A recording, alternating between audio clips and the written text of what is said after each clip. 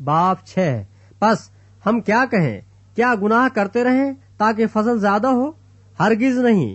ہم جو گناہ کے اعتبار سے مر گئے کیونکہ اس میں آئندہ کو زندگی گزاریں۔ کیا تم نہیں جانتے کہ ہم جتنوں نے مسیح یسوع میں شامل ہونے کا بپتسمہ لیا تو اس کی موت میں شامل ہونے کا بپتسمہ لیا؟ پس موت میں شامل ہونے کے بپتسمہ کے وسیلے سے ہم اس کے ساتھ دفن ہوئے، تاکہ جس طرح مسیح باپ کے جلال کے وسیلے سے مردوں میں سے جلایا گیا، اسی طرح ہم بھی نئی زندگی میں چلیں۔ کیونکہ جب ہم اس کی موت کی مشابہت سے اس کے ساتھ پیوستہ ہو گئے تو بے شک اس کے جی اٹھنے کی مشابہت سے بھی اس کے ساتھ پیوستہ ہوں گے۔ چنانچہ ہم جانتے ہیں کہ ہماری پرانی انسانیت اس کے ساتھ اس لیے مصلوب کی گئی کہ گناہ کا بدن بیکار ہو جائے، تاکہ ہم آگے کو گناہ کی غلامی میں نہ رہیں، کیونکہ جو موا وہ گناہ سے بری ہوا۔ پس جب ہم مسیح کے ساتھ موئے تو ہمیں یقین ہے کہ اس کے ساتھ چلیں گے بھی، کیونکہ یہ جانتے ہیں کہ مسیح جب مردوں میں سے جی اٹھا ہے تو پھر نہیں مرنے کا، موت کا پھر اس پر اختیار نہیں ہونے کا، کیونکہ مسیح جو موا گناہ کے اعتبار سے ایک بار موا، مگر اب جو جیتا ہے تو خدا کے اعتبار سے جیتا ہے۔ اسی طرح تم بھی اپنے آپ کو گناہ کے اعتبار سے مردہ مگر خدا کے اعتبار سے مسیح یسوع میں زندہ سمجھو۔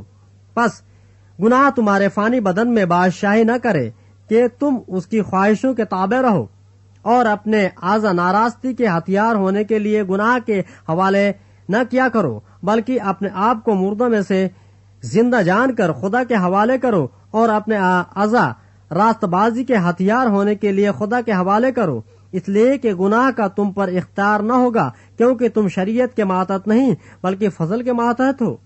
پس کیا ہوا؟ کیا ہم اس لیے گناہ کریں کہ شریعت کے ماتحت نہیں بلکہ فضل کے ماتحت ہیں؟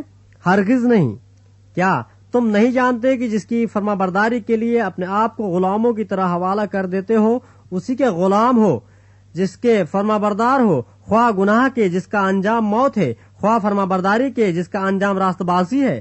لیکن خدا کا شکر ہے کہ اگرچہ تم گناہ کے غلام تھے تو بھی دل سے اس تعلیم کے فرما بردار ہو گئے جس کے سانچے میں تم ڈھالے گئے تھے، اور گناہ سے آزاد ہو کر راست بازی کے غلام ہو گئے۔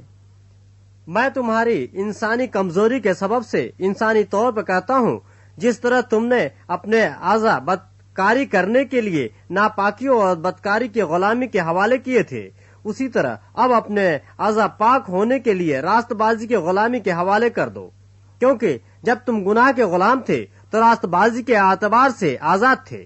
پس جن باتوں سے تم اب شرمندہ ہو، ان سے تم اس وقت کیا پھل پاتے تھے، کیونکہ ان کا انجام تو موت ہے۔